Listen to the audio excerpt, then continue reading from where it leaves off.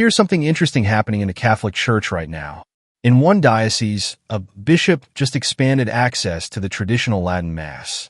In another diocese, a bishop just decided to end it. Same church, same year, two very different decisions. Let's look at what's actually happening and try to understand both sides. In Texas, Bishop Michael Sis recently announced he's expanding access to the traditional Latin Mass in his diocese.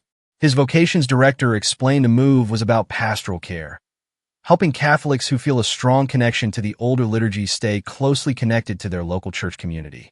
Some observers also pointed out that this new location happens to be near an independent chapel run by the SSPX, a group that operates outside full communion with Rome.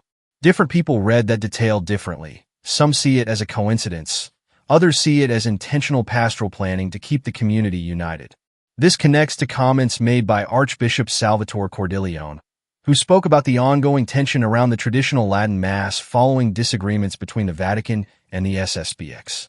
He suggested that making the traditional Mass easier to access could help Catholics who love the older liturgy feel supported within the Church, rather than feeling like they need to look outside it.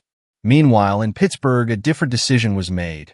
Bishop Mark Eckman announced that the traditional Latin Mass at Saint Titus Church will end on September 4th. This particular Mass had been permitted since 2022 and was extended once in 2024, but the bishop decided not to renew it again.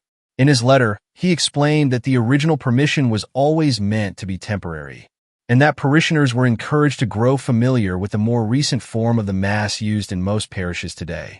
This decision reflects a broader church document called Traditionis Custodes, issued in 2021, which gave bishops more authority to regulate how and where the traditional Latin Mass is celebrated in their diocese. Since then, different bishops around the world have taken different approaches. Some have expanded access, some have limited it, and others have kept things unchanged.